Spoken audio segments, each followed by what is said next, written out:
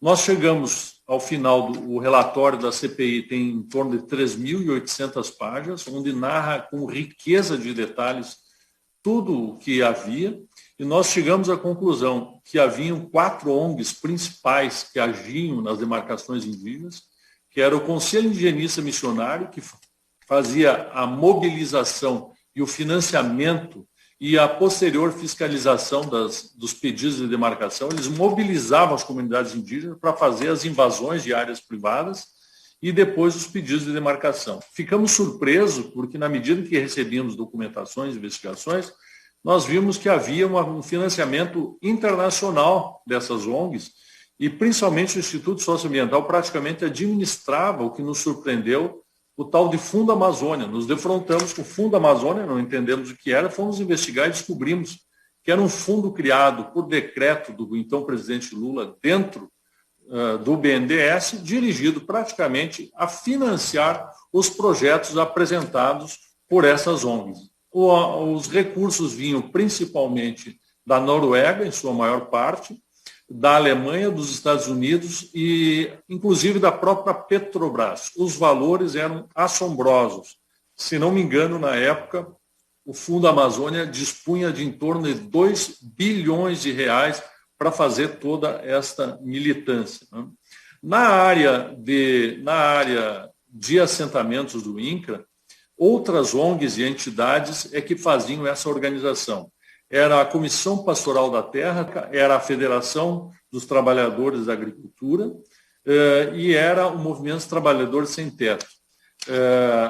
Eles, basicamente, eles escolhiam, junto com os servidores do Estado, áreas particulares para serem invadidas, mobilizavam e treinavam determinados grupos para que fizessem a invasão.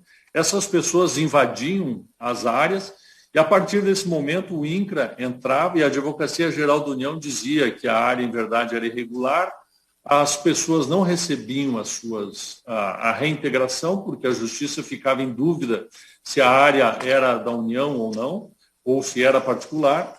E, a partir disso, essa área era loteada.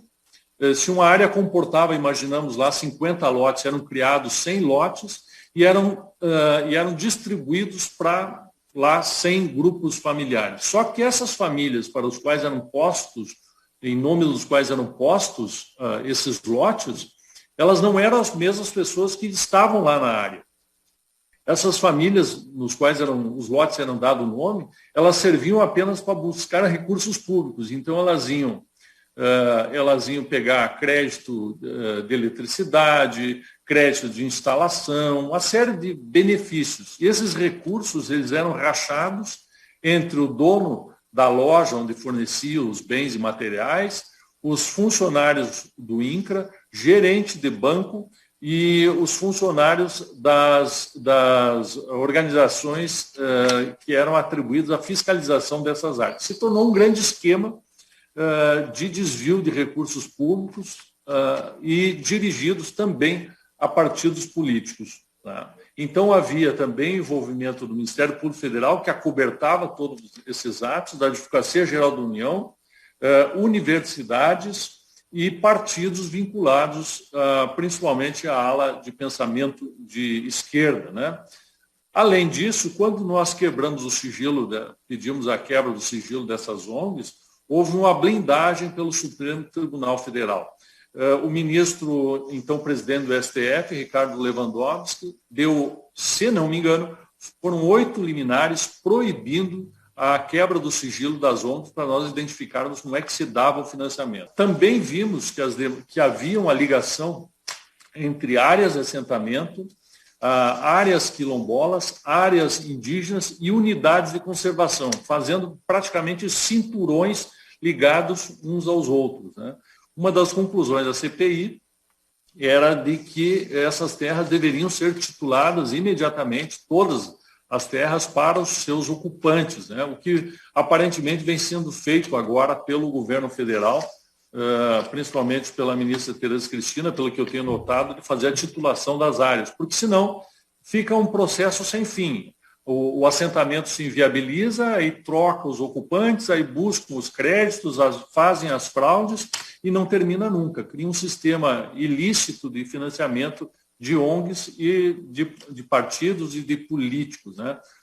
Nesse processo de estatização, uma coisa que chocou foi a conclusão que nós chegamos, que o Estado, talvez o Estado mais rico do país, que é o Pará, ele já tem 70% da sua área estatizada. Ou é unidade de conservação, ou é assentamento que não foi titulado, ou então são reservas indígenas. Resta no Pará apenas 30% de disponibilidade do seu território, sendo que desses 30%, por ser região amazônica, ele tem que fazer uma área de preservação de 80%, restando no total do Estado, em torno de 8% do Estado para que haja produção.